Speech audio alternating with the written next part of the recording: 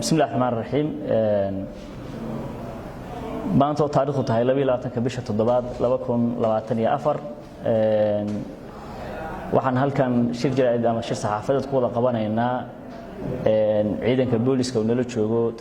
taliyaha afayeenka ciidanka booliska Colonel Hassan oo aan rabno bulshada inaan la wadaagno arrimaha ama habraaca amniga doorashada maalinka doorashada sidaad wada ogtihiin doorashadii waxay inoo bilaabanaysaa bari 6 subaxnimo waxayna ilaahay idinkiisa ku ekaan doontaa 6 maqribnimo inta doorashadu socoto guud ahaan waxaanu dadweynaha maaragtay la wadaagaynaa waxyaabaha looga baahan yahay ama meeshariska dhanka amniga ah goobaha codbixinta guud ahaan waxa lagu diyaariyay ciidamada amniga diyaar ku ah waxayna sugayaan amniga doorashada muwaadiniinta iyo shaqaalaha ka shaqeynaya goobta doorashada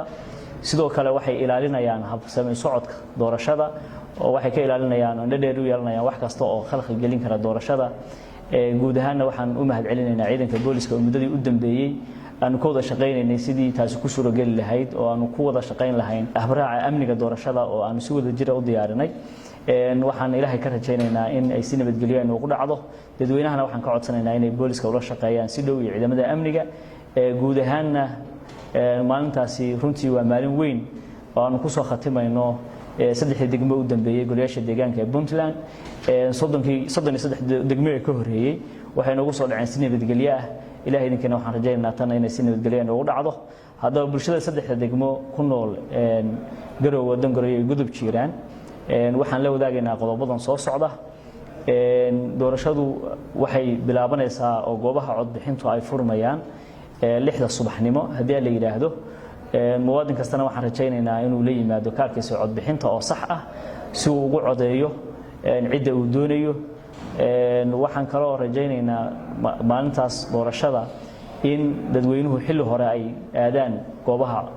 codbixinta si aanay waqtigu uga dhicin maadaama waqtigu aad u kooban yahay maalinkaas waxa guud ahaan la joojiyay isu socodka gaadiidka iyo nooc kasta uu yahay waxa kaliya oo loo ogolaan doonaa maalinkaas inay dhaqdhaqaaq sameeyaan ciidamada amniga sugaya gaadiidka ay wataan iyo gaadiidka hay'adda doorashooyinka guddiga doorashooyinka uu siiyay ogolaanshaha warqadda ogolaanshaha sidoo kale waxa iyagana dhaqdhaqaaq loo ogolaanayaa gawaarida xoolaha sida isaga gudbaya gobolada maalinka codbixinta waxa reeban in ay gasho goobta codbixinta cid aan wadan kaarka codbixinta ama kaarka ogolaanshaha guddigu uu bixiyay saxda ah